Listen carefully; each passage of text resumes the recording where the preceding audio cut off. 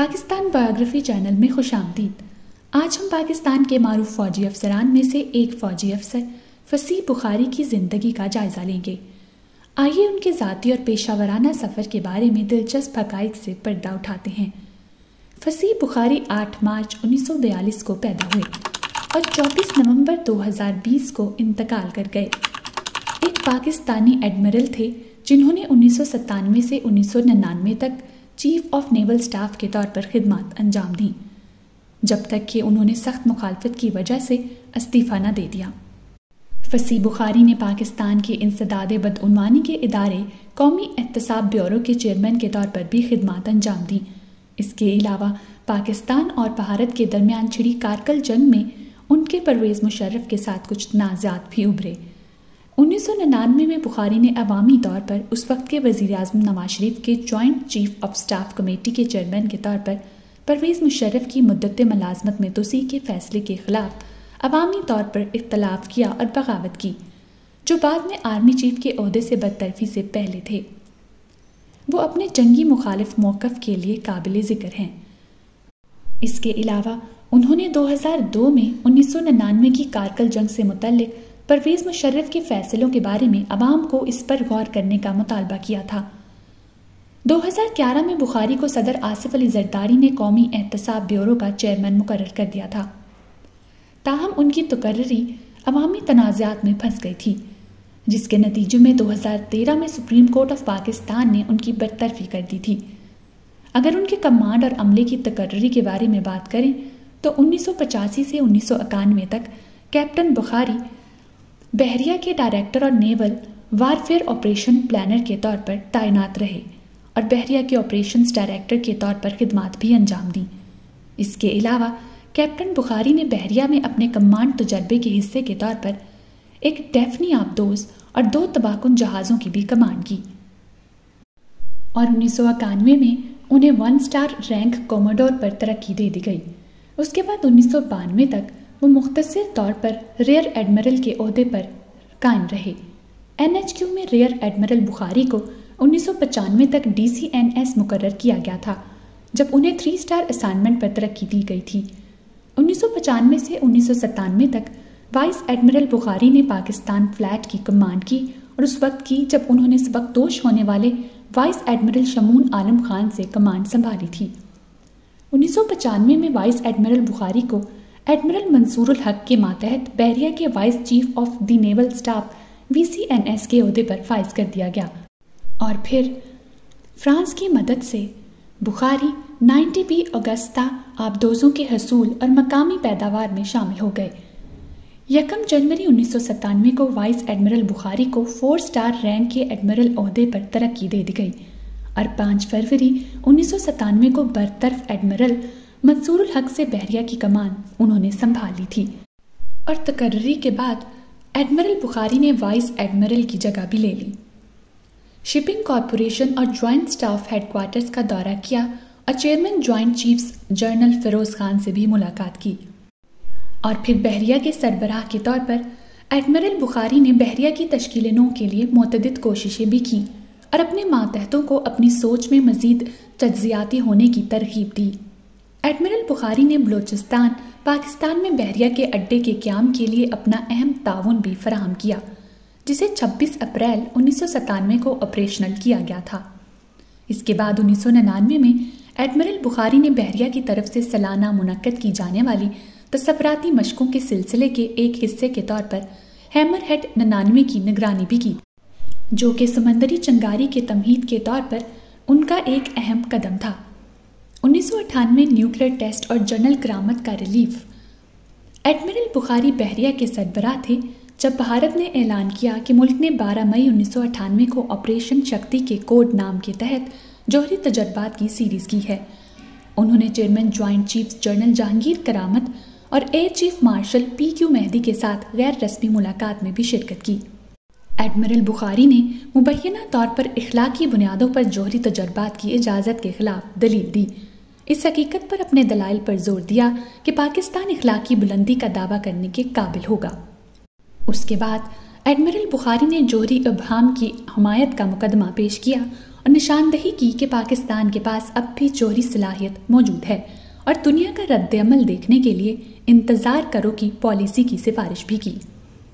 13 मई 1998 को होने वाले कौमी सलामती इजलास में एडमिरल बुखारी ने एक बार फिर एटमी तजर्बात की मुखालफत पर अपने मौक़िफ़ पर जोर दिया और उनके साथ वज़ीर ख़जाना सरताज अजीज़ भी शामिल हुए, जिन्होंने इक़्तिसादी पाबंदियों के खौफ से टेस्टों के खिलाफ बहस की थी। मुलाकात में एडमिरल बुखारी ने एक बार फिर जोहरी इब्हाम पर अमल करने की तलकीन की और तहम्मुल पर भी जोर दिया।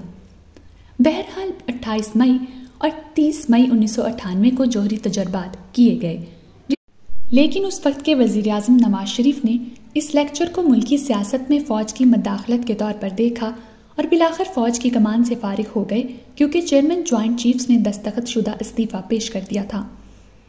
अवामी हलकों में एडमिरल फसी बुखारी ने जनरल करामत को इस्तीफ़ा देने पर तनकीद का निशाना बनाया, लेकिन करामत ने अपने इक़दामात का दिफा किया कि वो सही काम है, क्योंकि वो एक आइनी और मकबूल मुंतखब वज़ीर आज़म का एतमाद खो चुके हैं।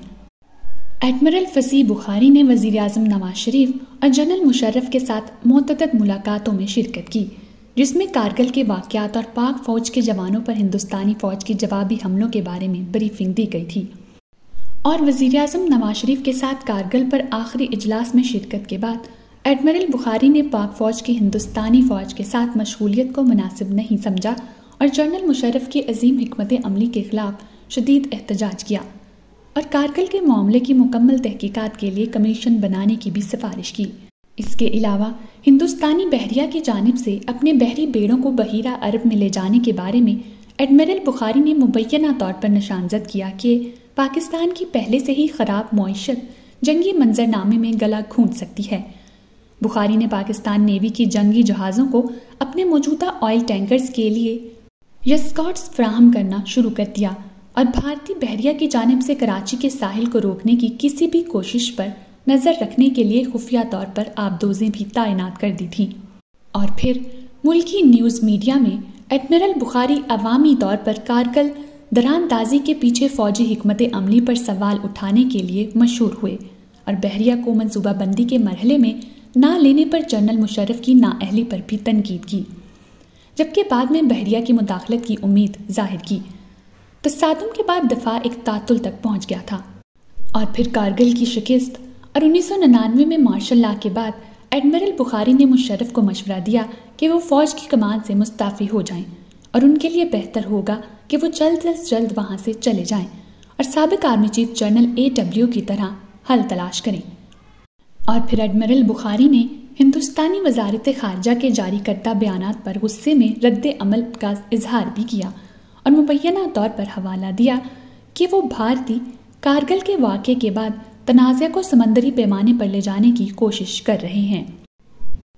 और अगर एडमिरल फसी बुखारी के इस्तीफ़ा के बारे में तफसीलन बात करें तो 7 अक्टूबर 1998 को लेफ्टिनेंट जनरल परवेज़ मुशर्रफ को तरक्की देकर 4 स्टार आर्मी जनरल बना दिया गया था और जनरल करामत से चीफ ऑफ आर्मी स्टाफ के तौर पर फ़ौज की कमान उन्होंने संभाली थी। इसके अलावा जनरल मुशर्रफ को 7 अक्टूबर 1998 को कायम मुकाम चेयरमैन जॉइंट चीफ्स भी बना दिया गया था। चेयरमैन जॉइंट चीफ्स की तकर्री का मकसद सिर्फ आर्जी था और उम्मीद की जा रही थी कि एडमिरल बुखारी को इस ओहदे पर तैनात कर दिया जाएगा।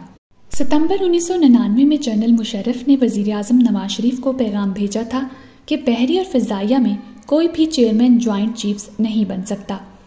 जनरल मुशर्रफ ने मुबैना तौर पर चेयरमैन जॉइंट चीफ्स के लिए एडमिरल बुखारी की बोली की हिमायत की, लेकिन उनकी निगरानी वज़ीर आज़म ने की, जिन्होंने जनरल मुशर्रफ की मुद्दत मुलाजमत में 2001 तक तोसी कर दी थी। ये खबर सुनते ही एडमिरल बुखारी ने न्यूज़ मीडिया में इस फैसले के खिलाफ शदीद एहतजाज दर्ज करवाया और मुबैना तौर पर वज़ीर आज़म नवाज शरीफ की जानिब से 1999 में चेयरमैन जॉइंट चीफ्स की तकर्री के खिलाफ भी बगावत की।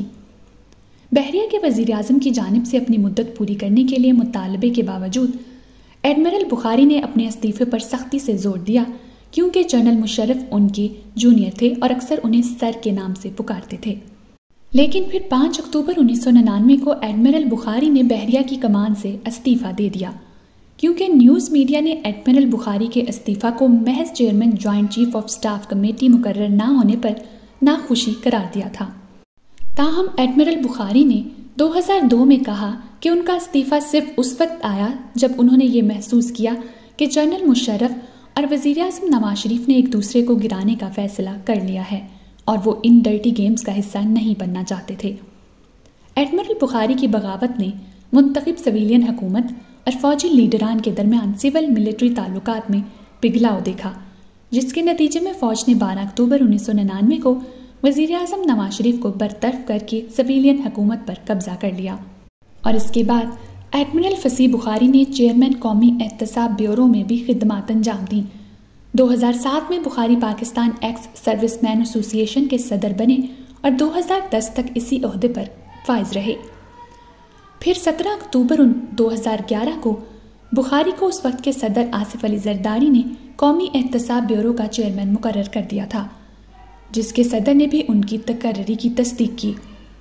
उनकी तकर्री उस वक्त तनाज़ा का शिकार भी हुई जब उस वक्त के ओपोजिशन लीडर निसार अली खान ने तकनीकी बुनियादों पर उनकी नामजदगी पर एतराज़ उठाया था, लेकिन सदर जरदारी ने इसे मुस्तरद कर दिया। 2012 में उन्होंने बदउनवानी के खात्मे के अज़म का इजहार किया और कहा कि नैब को मुल्क से बदउनवानी के खात्मे के लिए ढालना चाहिए और उसके बाद एडमिरल बुखारी की तकर्री को उस वक्त भी ओपोजिशन लीडर अली खान ने चैलेंज किया जब उन्होंने सुप्रीम कोर्ट ऑफ पाकिस्तान में तकनीकी नोयत की शिकायत जमा करवाई थी। और फिर 2013 में सीनियर जस्टिस जिलानी ने बुखारी की तकर्री को कल अदम करार दिया। 28 मई 2013 को सदर जरदारी ने इस समरी की मंजूरी दे दी, जिसके तहत फसी बुखारी की बतौर चेयरमैन नैब तकर्री बाज़ाब्ता तौर पर ख़त्म कर दी गई थी।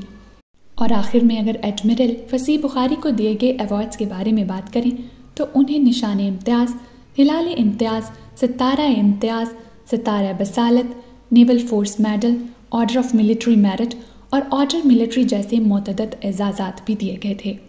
तो नाजरीन, ये थी एडमिरल फसी बुखारी की ज़िंदगी पर मुकम्मल मालूमाती वीडियो।